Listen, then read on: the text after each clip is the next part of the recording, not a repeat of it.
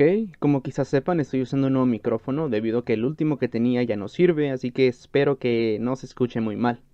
Hubo una época en la que Disney era consciente de que sus películas tenían que renovarse, cuando se tomaron nuevas ideas y se plasmaron en una cinta que salía de los estigmas animados del propio estudio, que tenía menos canciones y más explosiones, que tomaba de inspiración los escritos de Julio Verne y se desarrollaba en el siglo XX, con una estética bastante única y un diseño de personajes espléndido, por decirlo menos. Atlantis, el Imperio Perdido, fue una cinta pionera en más de un aspecto. Decidió tener una narrativa distinta, menos apoyada en la fantasía, magia y misticismo, y más en la ciencia ficción, y que gracias a esto tocaba temas un poco más realistas, tanto en la película como en el subtexto de la misma. Y además, tiene a mi princesa favorita de Disney, Milo Touch. Pero fuera de bromas, Milo es uno de mis personajes favoritos de la empresa, casi al mismo nivel de Jim Hawkins. Me gustan muchos detalles de su historia y algunos aspectos de su personalidad. Creo que es un protagonista con el que te puedes identificar rápidamente y por muy buenas razones, pero en un momento hablaremos más de eso. Primero, hablemos de la enseñanza más grande de esa película, los 4 grupos básicos de la alimentación. Te diré cuáles son los 4 grupos: manteca, puerco, whisky y frijol. Como cualquier compañía que tenga más de 50 años, o en el caso de Disney que está a 3 de cumplir su primer siglo de edad, existen etapas que cruza una compañía o eras, que engloban acontecimientos importantes como el crecimiento mercadológico o inclusive grandes fracasos financieros. Si hablamos de Disney, su primera película llegó en 1937 con Blancanieves y los 7 enanos. Para principios del nuevo milenio, la compañía estaba pasando por una transición importante, con la adquisición de Pixar en 2006 y su previo trabajo en cintas como Toy Story, Monsters Inc. o Buscando a Nemo. El estudio comenzó a dejar las películas de animación tradicional a un lado y comenzó a apostar por propuestas más seguras, si hablamos en términos financieros. Algo sumamente curioso es que en el año 2000 se estrenó El Camino hacia el Dorado, una de mis películas favoritas de la infancia, que al día de hoy sigo disfrutando bastante.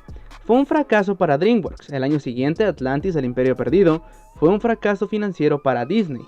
Y para acabar de masacrar más a mis pobres muchachos, en el año 2012 el Planeta del Tesoro marcó una de las peores pérdidas para el estudio de Disney. Y en 2003, Sinbad el Marino de DreamWorks marcó un antes y un después para ambos estudios. Fue a principios de los 2000 que tanto Disney como DreamWorks prefirieron por mucho apostar por cintas con animación generada por ordenador. Y aunque no lo crean, Shrek salvó a DreamWorks de la bancarrota más de una vez. Pero esa es una historia para otro video. Con esto en cuenta podemos decir que Atlantis fue una de las últimas buenas películas de animación tradicional de Disney porque, seré sincero con ustedes, las secuelas de los clásicos de Disney que pasaban directo a DVD realmente no eran tan buenas, y de hecho hasta esta película tiene una secuela que se pasó directamente a DVD. Pero era una serie que se canceló debido al poco éxito de taquilla que tuvo la cinta, y esto se nota bastante en dicha película, si es que podemos llamarla así, ya que tiene 3 tramas distintas, conectadas de una forma digamos un poco forzada. Pero no hablemos de las secuelas sacadas directas a DVD de Disney, cuando podemos hablar de... A diferencia del Planeta del Tesoro, cuando era niño, sabía muy bien que Atlantis era de Disney, realmente era disfrutable, y me hizo creer que esta ciudad podría existir en realidad. Es una historia que muestra que todos pueden tener una habilidad extraordinaria, o una especialidad sin importar su raza, género o edad. Creo que de cierta manera esta cinta estaba adelantada a su época. Tuvo que pasar mucho tiempo para que las personas le dieran el mérito que merece. Y aún así, siento que cuando mis hijos vean estas películas, al igual que yo, se quedarán fascinados por tanta belleza en una sola historia. A no ser que cuando tenga hijos ya vayan por la 25ª secuela de los Minions. La historia de la cinta nos sitúa en el año 1914, justo antes de la Primera Guerra Mundial, y es donde conocemos a Milo, quien trabajaba en un museo en Washington DC. Bueno, más o menos, este personaje está ubicado en la caldera del museo, o como él lo llama, el calabozo. Cada año quiere presentarle a la junta directiva del museo pruebas de que la leyenda de Atlantis podría ser más que eso, y convertirlo en el descubrimiento arqueológico del siglo, una civilización que desde siglos se encuentra en el fondo del océano. Pero el consejo, consciente de esto, mediante tretas y trampas ignoran a Milo y lo tachan de loco, al igual que lo hicieron con su abuelo. Viendo el principio de Atlantis en mi edad adulta, entendí por lo que pasaba Milo. Claro, yo no soy un lingüista que trabaja en un museo, pero sí he cruzado por el mundo laboral, y he tenido unos jefes de mierda. Digamos que no les guardo ningún rencor, pero son ese tipo de personas prepotentes que te tratan como si fueran menos cuando tú quieras hacer solamente tu trabajo. Y si alguno de ustedes como estudiante ha tenido un trabajo, bueno, sabemos lo que pasaba a Milo por estas escenas. En fin, después de malinterpretar esta escena por completo y proyectarme vagamente en un dibujo animado, Milo llega a su casa después de renunciar y se encuentra con la fin fatal animada definitiva. Helga Sinclair, también conocida como uno de los mejores recuerdos que tenía esta película. Más adelante quiero hablar de cómo este personaje merecía redimirse. Por ahora, sigamos con la historia. Helga lleva a Milo con el señor Preston Whitmore, un amigo de su abuelo. Este le dice a Milo que su abuelo encontró el diario del pastor, un libro que es vital para poder encontrar el camino hacia Atlantis. Como dato curioso, este libro era introducido en un prólogo alternativo, donde unos vikingos trataban de encontrar Atlantis, pero eran atacados por el Leviatán. Pero al final este prólogo se cambió por el inicio donde se muestra la destrucción de la ciudad y cómo ésta se hunde. Debo decir que a pesar de lo graciosa que es esta escena, porque Whitmore hace cosas un poco extrañas, me hizo replantearme ciertas cosas, como la amistad y el legado. Puede que suene simple, pero ahora les explico por qué. El abuelo de Milo era un amigo cercano de Whitmore. Este último menciona que era alguien que lo llevó a hacer locuras. Esto incluye las expediciones en busca de la ciudad perdida de Atlantis.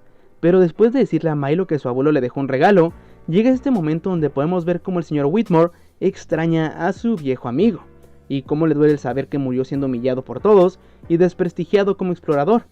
Esto se relaciona más con el legado, y cuando menciono este término no solo me refiero a su definición legal, sino a los elementos materiales o simbólicos que una persona le puede dejar a otra.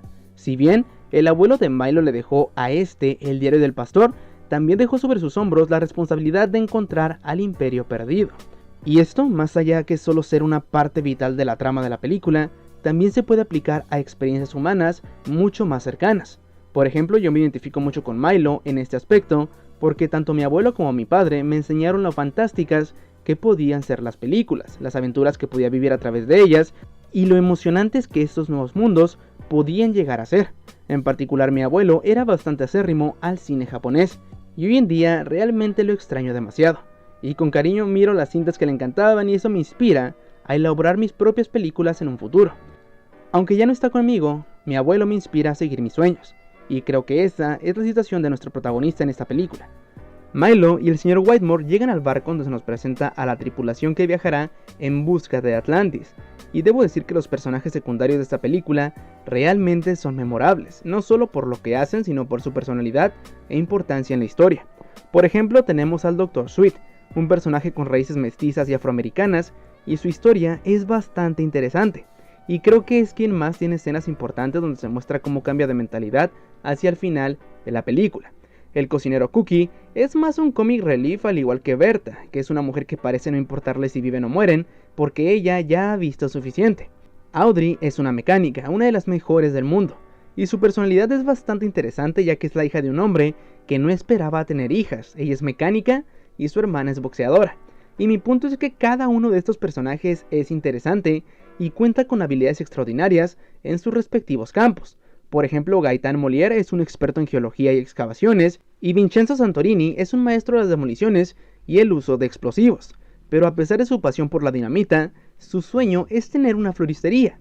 Todos estos personajes, a pesar de tener esas habilidades especiales, tienen algo en común. Son inadaptados, puede que carezcan de habilidades sociales, o sean discriminados inclusive porque recordemos que el año es 1914 y el racismo étnico y cultural era más fuerte en esos años. Y creo que tomando esto en cuenta podemos imaginar por qué les importaba más el dinero que otra cosa. Al igual que Vincenzo, todos tenían sueños, metas que al igual que Milo, deseaban cumplir. Y si eran buenos en algo y podían comercializar esos servicios al mejor postor, bueno, lo hacían por razones obvias. Todo este equipo es liderado por el comandante Tiberius, el antagonista de la película, y debo decir que desde niño cada que veo este personaje me recuerda bastante a Tommy Lee Jones. Pero antes de profundizar en este antagonista, sigamos un poco con la historia. Mientras viajan en el submarino, la tripulación es atacada por el Leviatán, un monstruo marino mitológico que en esta película resulta ser una máquina creada con tecnología atlanteana, para proteger la ciudad obviamente. Este destruye el submarino y muere más del 80% de la tripulación, dejando solo a Milo y compañía en búsqueda de la ciudad perdida. Y como dato curioso, hasta la fecha, esta es la película animada de Disney donde más personas mueren. ya que tenemos a los vikingos en el prólogo eliminado, a los atlanteanos al principio de la película, a la tripulación del submarino que atacó al Leviatán y también a los villanos al final de la misma. Finalmente llegan al Imperio Perdido y aquí Milo conoce a Kida, una mujer con más de 8000 años de edad que sigue pareciendo de 20. Y aquí se muestra algo muy importante, es cuando la verdadera naturaleza de los personajes surge. Milo y el comandante son figuras antagónicas entre sí, sus ideologías son completamente contrarias. Mientras uno es mercenario al que no le importa la vida de los demás sino que le da más importancia a sus propios intereses, el otro antepone su integridad por lo que cree. Él no quería viajar a Atlantis por dinero o por la fama, lo quería por razones que la película estableció desde su primer acto, por el legado de su abuelo y para cumplir una meta que el personaje tenía desde niño. Por ello tiene sentido que en el final de la cinta, Milo decida quedarse en ese lugar, un paraíso improbable del que no se sabrá nada por decisión del señor Whitmore y la tripulación del viaje. Otra de las cosas que me parecen bastante interesantes son que Milo es todo lo contrario a lo que uno esperaría como el héroe de una cinta de aventuras. Y más cuando hablamos de Disney, tenemos a un protagonista cuya mayor virtud es la inteligencia, no la fuerza física como el comandante, que termina muriendo de una forma terrible que debo decir, era combustible para mis pesadillas de niño. Lamentablemente Helga también muere y una parte de mí cada vez que ve esta película desea que se derrima al final y no muera, pero ellos mismos se buscaron ese destino.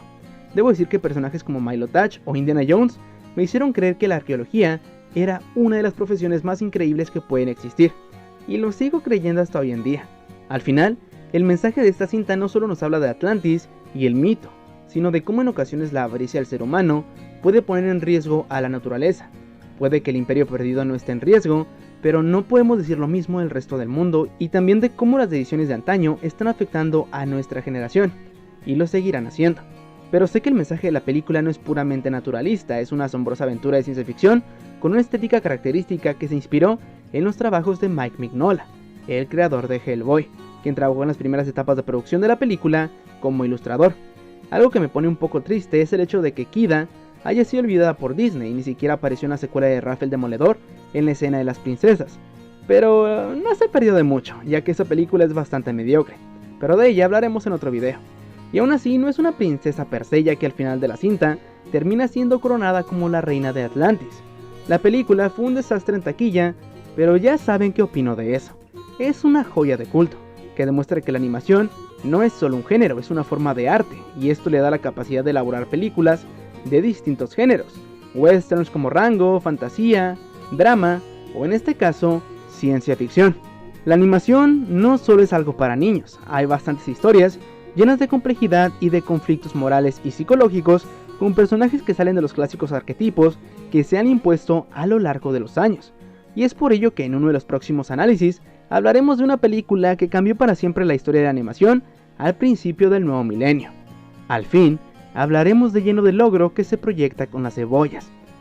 ¡No! ¡Capas! Las cebollas tienen capas. Los ogros tienen capas. Las cebollas las tienen. ¿Entiendes? Ambos tenemos capas. Pero claro, no he olvidado todos los videos que tengo pendientes. Al menos con su fracaso, Disney no tomará este clásico y lo volverá a un live action sin ningún tipo de personalidad. Oh, ya veo. Bueno, en este caso, no sé qué pensar. Recuerdo esa época donde Disney era la casa de las ideas, no la casa de los remakes live action y malas secuelas. Espero que les haya gustado este video. Realmente gracias a los Patreons que apoyan al canal. Personalmente han sido semanas bastante difíciles y creo que lo mejor es no perder la esperanza de que todo puede ser mejor, pero también actuar para que esto sea una realidad. Les recuerdo que pueden seguirme en Instagram y mandarme una sugerencia o recomendación de películas.